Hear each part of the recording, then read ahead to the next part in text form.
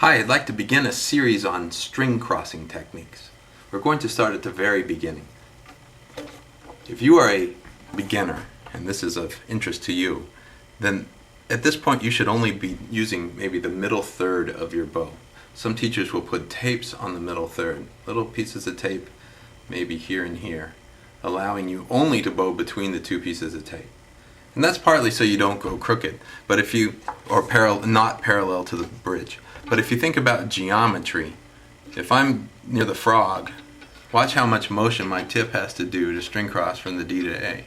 If I'm at the tip, watch how much motion my hand has to do to cross from the D to the A.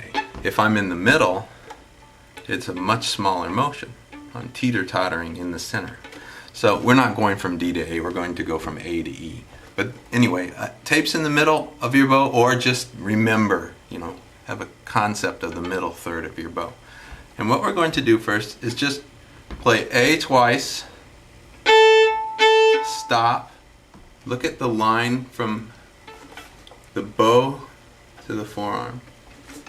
And it's really this angle, the upper arm, should be in the same line, or almost the same line as the bow. So Galamian called this part, if you were in the middle of the stick, he called this, and this the square. Do you see a square created here and coming across with the violin? So there's the square. So if I'm on A with the square, then I will stop and roll my whole arm. Watch the back drop. And if you look at it from the front, the forearm or the upper arm, bicep, and the stick are basically in the same line. I go a little above it. The same line as the stick, I should say.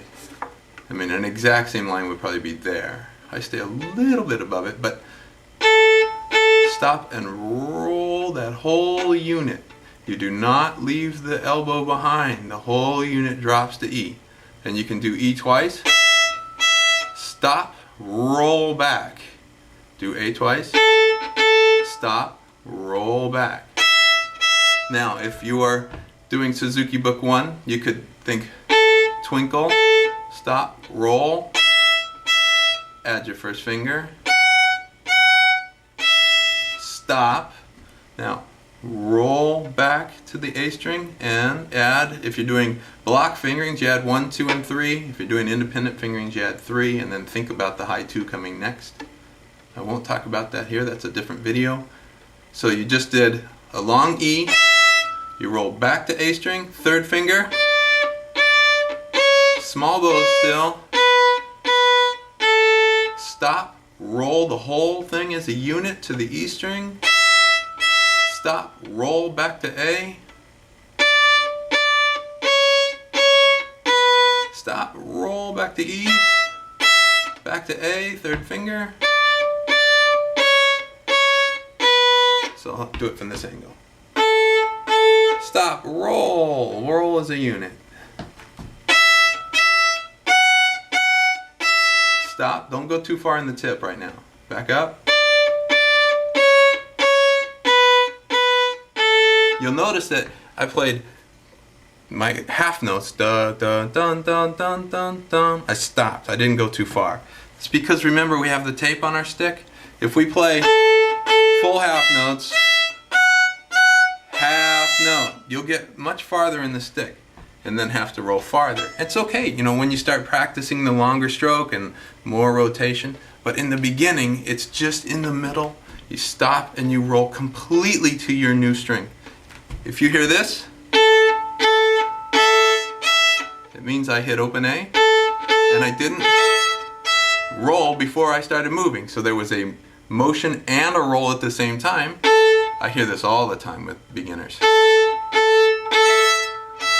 You create 2 notes at once. You do not want to hear that. Stop, clean roll. Understand? Same thing when you roll back. Clean, get from one string to the other. Right now you're memorizing the feel of the new string. Okay? Suzuki used to say, knowledge is not skill. Knowledge plus 10,000 repetitions creates skill. So 10,000, of course, is an ambiguous number. It just means a lot, right? So that it becomes automatic execution. So you do not have to think, how do I get to my new string? So you turn this into an exercise that you do over and over and over and over until it's so automatic, it's like tying your shoelaces. You don't have to stop and think, how do I make a loop? How do I make a loop? It's just automatic. You can do it in front of 1,000 people. Even if you had stage fright, you could still tie your shoes in front of them. That's automatic execution. So do your string crossing, stop and roll until you can hit your new string without bumping the old string. Okay? Good luck.